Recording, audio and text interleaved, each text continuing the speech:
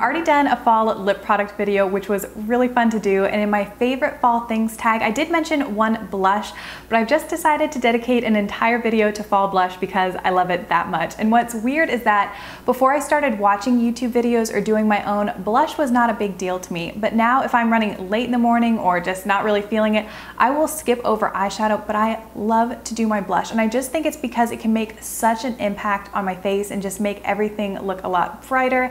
So I love blush, and I have 5 fall ones to share with you, plus one kind of contour product, and I'm also going to share a few brushes. My longest standing blush favorite is MAC's Gingerly, and when I first started watching YouTube, one of the first people I watched was Amarique's, and she used to talk about Gingerly all the time, and I remember getting up the courage to go into MAC, and I just was very overwhelmed and kind of intimidated going into there, but I bought this and I have loved it ever since. It is a peachy brown, and this is the blush I wear when I want a warm cheek without going fully orange, and I love to pair this with fall smoky eye, specifically if I'm doing any kind of green on the eye. I just think Gingerly is the perfect blush to pair with that. If I'm in the mood for a cream blush, I've been reaching for this one from Butter London, and it's in the shade Ruby Murray. And if you watched my lip product video, the lipstick from Butter London I talked about shares the same name, Ruby Murray.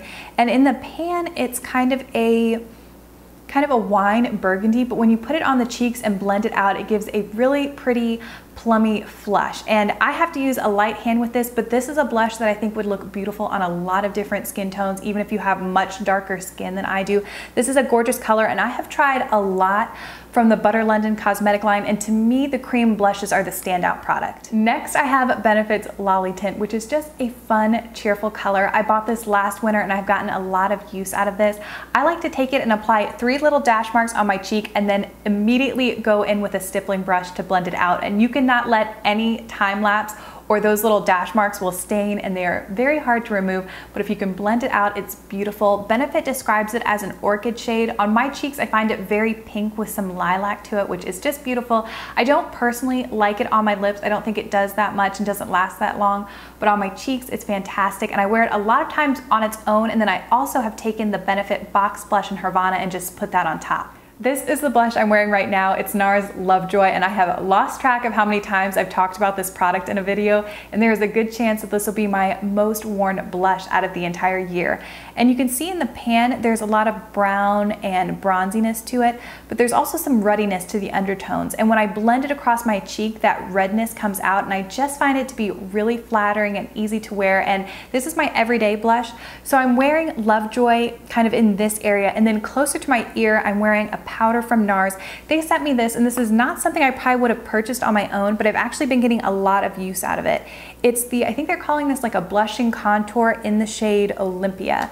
And this is a very light contour powder. And if I'm calling it light, that means something. So I wouldn't use this to really chisel out cheekbones, but it does add a pretty shape. So no matter what blush I've showed you today, I will put that on the apple of my cheeks, and then this blush kind of further back to add a little bit of shape. And I like this so much that I would actually think about purchasing like the next shade darker to use more as a traditional contour. And it comes with this lighter highlight shade that has no shimmer or sheen to it, but it's been really nice for setting my under eye concealer. This last one is Becca Songbird, and this is the blush that I mentioned in my favorite fall things tag, but I thought it was worth mentioning again. I wanted to quickly compare it to MAC's Gingerly. And if you see them next to each other and swatch next to each other, Songbird almost makes Gingerly look brown. So Songbird is much more orange. I would describe this as a fall coral color. And whereas Gingerly is completely matte, Songbird is the most glowy out of all the blushes today. And this is one that you could put on and easily skip highlighter. It is intensely pigmented, so I have to be pretty careful when I apply it, but it's just beautiful. I'm so happy.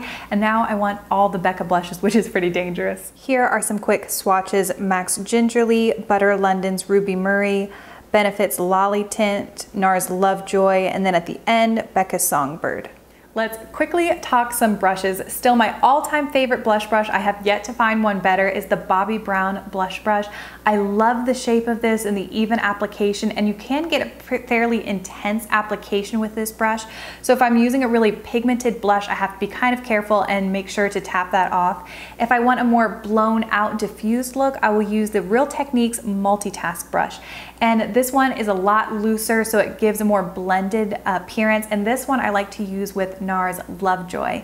And then last but not least, for contouring, I have recently gotten a few new brushes from the IT Cosmetics for Ulta line. And I think next week I'm gonna do a get ready with me video, so you'll be able to show you those brushes in action. But for now, I wanted to show you this one from the Velvet Luxe line. This is the Soft Focus Sculpting brush, and this is so good for contour. It fits in perfectly and just makes contouring and blending out that shade so easy. So those are the fall blushes I had to share with you, as well as my current favorite cheek products. And I would love if you would tell me some of the blushes you like for this time of year. As always, thank you so much for watching, and I will see you in my next video.